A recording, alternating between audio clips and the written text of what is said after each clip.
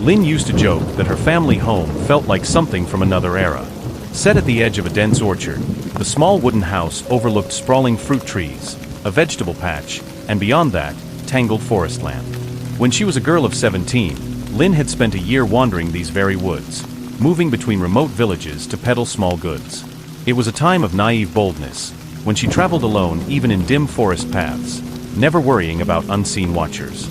She sometimes laughed about it in adult life, until strange signs suggested she brought something back.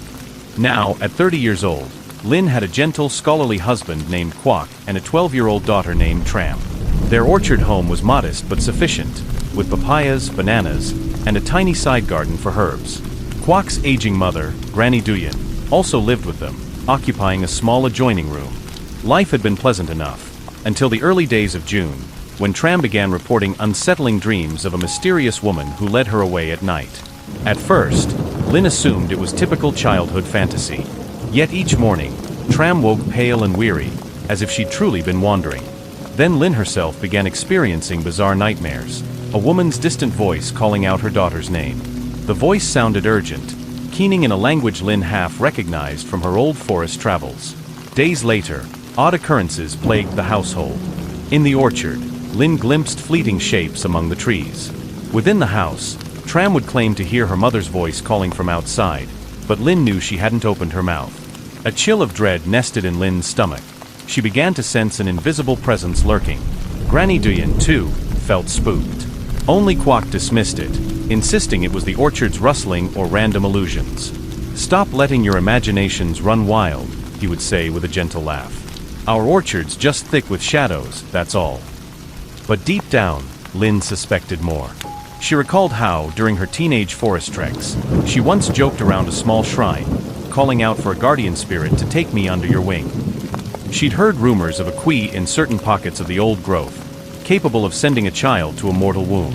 At 17, Lynn brushed those tales aside as superstition, until her pregnancy with Tram happened unplanned soon after. She never told Quock that a nighttime dream had shown a spectral woman placing a newborn in her arms. She dismissed it as a metaphor, an omen. But now, one late afternoon, returning from a quick errand, Lynn froze by the orchard's edge.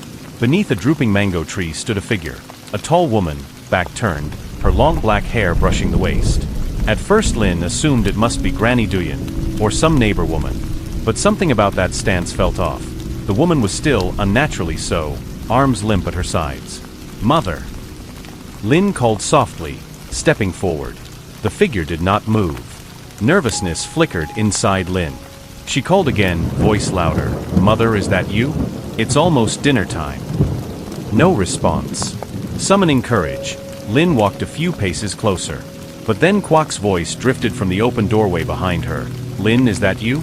Come in, we're about to eat." Lynn turned momentarily to reply, "Yes, I'll be right there." When she looked back, the orchard was empty. The figure had vanished. A tremor passed through her limbs. She hurried inside, face pale. Quock noticed immediately. "What happened?" he asked. She described seeing a woman in the orchard. Quock frowned, exchanging glances with Tram, who was setting the table. "Ma's been inside with us," he said. "She never left the house. You sure it wasn't just a trick of light?" Lynn insisted she saw someone. Granny Duyan, overhearing, murmured, "I've glimpsed a woman out there too. Just once. She was perched in a fork of the guava tree, hunched low. I recited a quick prayer and hurried back. I didn't mention it, fearing you'd worry."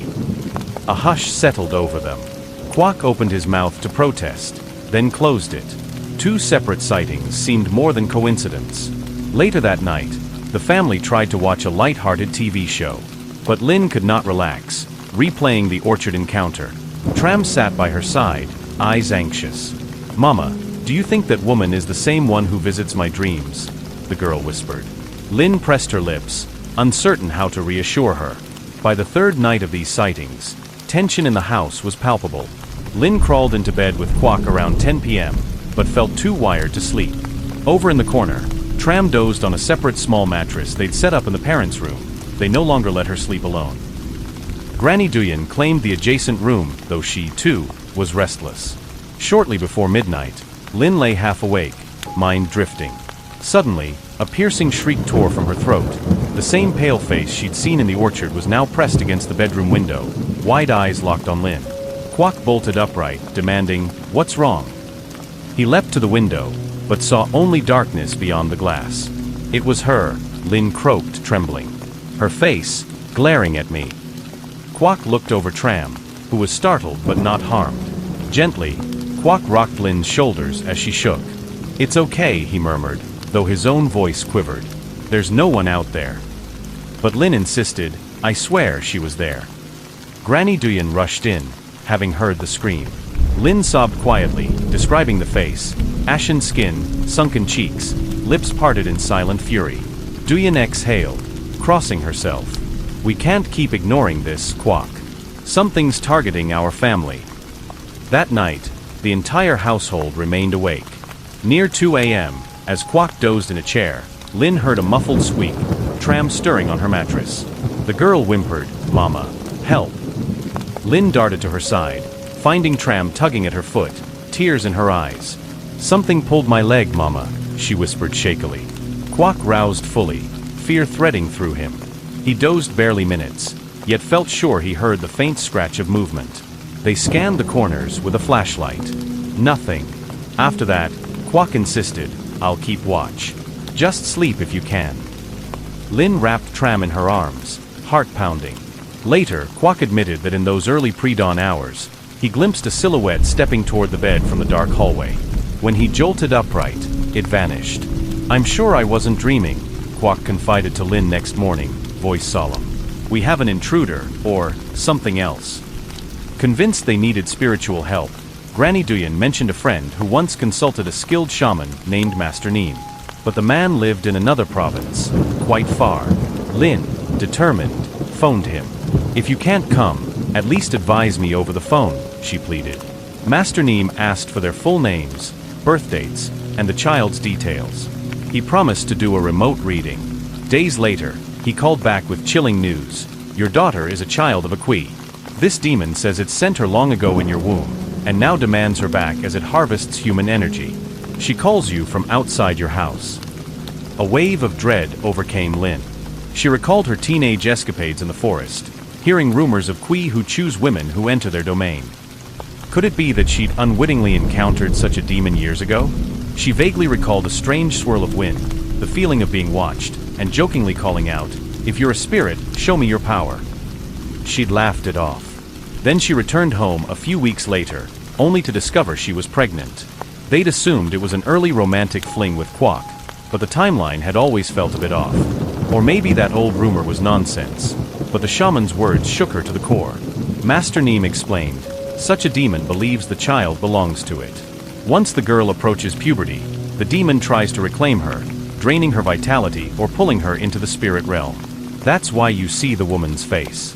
She's no ghost, but a Kui who can appear physically. You must break this link promptly." "But how?" Lynn asked, voice trembling. "We're too far from your province for you to come in person." Neem answered calmly, "I'll perform remote rites from here, but you must follow my instructions nightly. Create a protective circle around the child, burn specific herbs, and keep her from sleeping too deeply for extended hours. If the demon can't slip into her dreams, it can't strengthen its hold." That evening, Quack, Lynn, and Granny Duyan prepared the recommended items: salt, spring water, dried wormwood, an old cloth for smudging, plus small amulets Master Neem had taught them to craft. The first night they tried it, the orchard hummed with an unnatural hush. But still, around midnight, they heard a woman's voice outside, gently calling Tram, Tram, over and over. The child trembled in Lynn's arms. Lynn whispered, "Stay quiet, baby," tears slipping down her cheeks. Granny Duyan sprinkled the dried wormwood in a circle near the bedroom threshold. Quack recited Neem's short invocation. The voice outside gradually faded. Yet even with the new measures, tension soared. Past midnight on the second night of the ritual, a jarring crash sounded from the back door. Lynn and Quack rushed over, hearts hammering. The door remained locked, but something had pounded it from outside, leaving fresh scratches in the wood. Then they heard it, the demon's voice, low feminine, but bristling with anger. "You dare block me from my child? I carried her in your womb, Lynn. She is mine." Lynn nearly collapsed in fright. Quack roared, "Leave us. You have no right here." The demon laughed, rattling the door again. Granny Duyan called from the bedroom, "Stay away from the door." But Quack refused to cower. He recited the exorcism lines from Master Neem. The laughter sharpened, then abruptly stopped. "Zilengse." Quack and Lin panted, adrenaline coursing. They returned to check on Tram, who lay awake in bed, eyes wide. She admitted she felt a tug at her hair just before the crash. Granny Duyan grimly said, "The demon is losing patience." Come morning, Lin phoned Master Neem again. He explained deeper details. "This Kui is old, likely dwelling in the forest you once frequented. Perhaps you teased or invoked it unwittingly.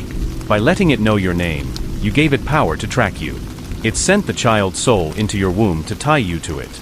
Now, as your daughter hits puberty, the demon tries to reclaim her energy." Lin's stomach churned, a mixture of guilt and terror. She recalled how, at age 17, she'd indeed teased local shrines or mocked unseen spirits for fun. "I was so foolish," she thought.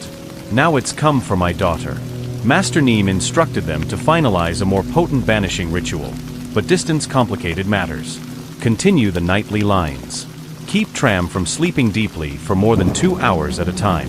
Each wake up, rub her brow with a special water. We'll do a full ritual after the 3rd day. That night, the demon's presence loomed again, circling the house. They heard it pacing outside, whispering, "Tram, come with me, come." The family endured, following Neem's instructions. They burned more herbs, reciting the incantation at each quarter hour. Eventually, the voice receded. By dawn, they were all exhausted. Finally, on the 4th evening, Master Neem performed a significant rite at his shrine miles away. Meanwhile, at Lin's orchard home, they prepared a small altar in the central living area with offerings: fruit, rice, salt, a candle. At midnight, Quack and Lin recited the lines, circled the house sprinkling salted water. Tram dozed in the center of the living room, Granny Duyan standing guard, clutching a small talisman. 4 hours, nothing happened, no footsteps outside, no voice. They began to hope the remote ceremony had worked. Yet near 3 a.m., the hush broke with a single call, "Tram." This time, it was no longer from outside. Lin whirled around. The demon's face pressed against the living room window from within the orchard's gloom. The candlelight flickered on that gaunt visage, hair trailing around her shoulders. The figure locked eyes with Lin, then lowered her gaze to the sleeping child on the floor. Lin gasped, stepping between them, brandishing the bowl of salt water. "Go away," she shouted. The demon hissed, retreated. Quack lunged to the window, slamming it shut. The yard fell silent. Then, unbelievably, they heard Master Neem's voice on the phone ring in the next room. He told them, "I felt the demon's final attempt. It's done. It can't cross your wards. Keep your watch until dawn. Then recheck your orchard. It should vanish for good." Sure enough, dawn arrived without further harassment.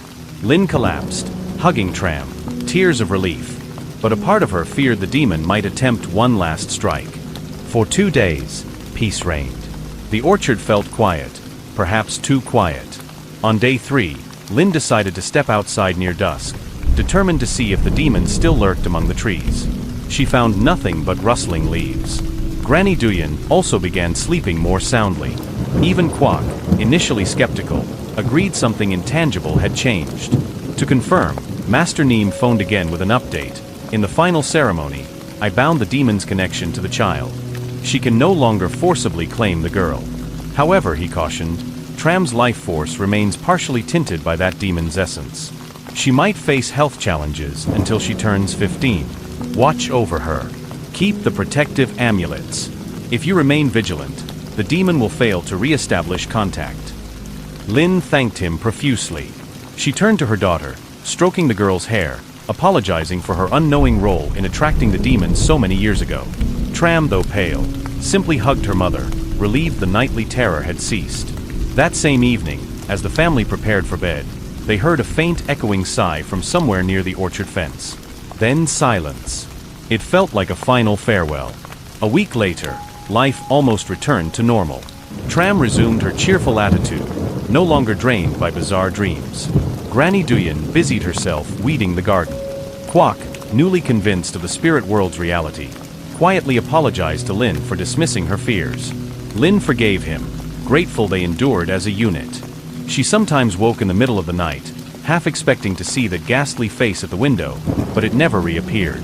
One day, while rummaging in an old trunk, Lin found her teenage diary from the years she used to roam the forest. Leafing through pages, she found an entry describing a lonely shrine in a mossy clearing. I teased the spirit, calling it worthless if it wouldn't show itself. Maybe it got mad at me. That night, I dreamed a woman visited me, placing an infant in my arms. Lin's hands shook. She realized this must have been the moment. She wrote in the diary that she felt a presence trailing her for the rest of her forest trip. She dismissed it as nerves. Now she saw it as the demon's infiltration, forging the supernatural link that eventually led to Tram's birth. It was a chilling reminder. Sometimes, a single flippant act can awaken things best left undisturbed. Though stable, Tram occasionally fell victim to random fevers or exhaustion. She would score top marks in her school tests, as if academically gifted beyond her peers, but physically she was prone to lethargy. Kwok worried. Lin recalled Master Neem's words. She must survive to 15, and then her energy will align fully with the human realm. Until then, keep watch. To safeguard the girl, they performed monthly cleansing prayers. Every few nights, Lin woke the sleeping child to rub her brow with a mild herbal solution, as Master Neem instructed. Whenever the orchard shadows grew too thick at dusk, Granny Duyan would mutter a short protective chant. The demon was gone, but the family had no intention of letting their guard down. Months slipped by. Tram turned 13, then 14, her academic success overshadowed by occasional fainting spells. Doctors found no solid explanation. Lin believed it was the lingering effect of being half-claimed by a demon. She gave thanks they had a method to manage it. By the time Tram neared 15, her fevers had become less frequent, and her energy soared. She blossomed into an outgoing teen, leading school clubs with enthusiasm. Finally, on Tram's 15th birthday, Kwok and Lin decided to mark the event with a small family ceremony. They invited Granny Duyan to recite a Thanksgiving prayer for the child's safe passage. Lin prepared fruit offerings near the orchard's edge, placing them on a wooden stool under the same tree where she had once glimpsed the demon. She and Kwok joined hands, speaking a gentle vow. We are grateful for Tram's life, free from the demon's hold. May she continue to thrive.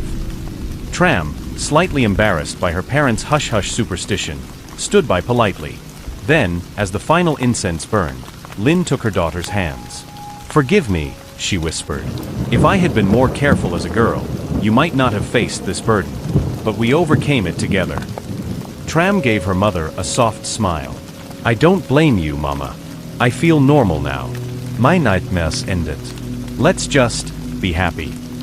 Tears sprang to Lin's eyes. She exhaled relief. That night, the orchard was calm. No footsteps, no voice. The family went to bed early. Kwok suggested that maybe they should uproot entirely, moving to a more modern neighborhood. Lin considered it, but concluded the orchard was their home. "We're safe now," she said. Kwok agreed. Months later, an unexpected storm battered the region. One night, while rain battered the tin roof, Lin and Kwok heard a faint moan from outside.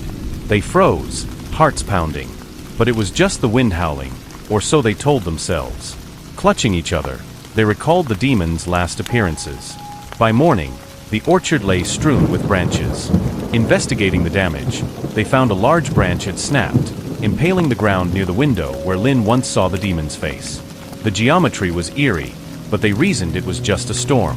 No demon sign. Tram, now confident and healthy, teased her parents. "You two are jumpy. The orchard's just an orchard." They chuckled, amazed at how the girl's confidence soared once the demon's influence dissipated. The father, Kwok, quietly thanked the universe for keeping her safe, while Lin still felt pangs of guilt but tried to let them go. Years flew by. By the time Tram turned 18, she prepared for college. No longer frail, she tackled each day with vigor. Lin marveled that the demon's supposed hold truly had vanished. She wrote a private letter to Master Neem, updating him on the child's robust progress. He replied with a short blessing. "Fate is satisfied. The demon has no further claim. May the girl's future be bright." In quiet moments, Lin recalled the demon's face at the window, that haunted orchard silence, the voice calling Tram, "Come with me."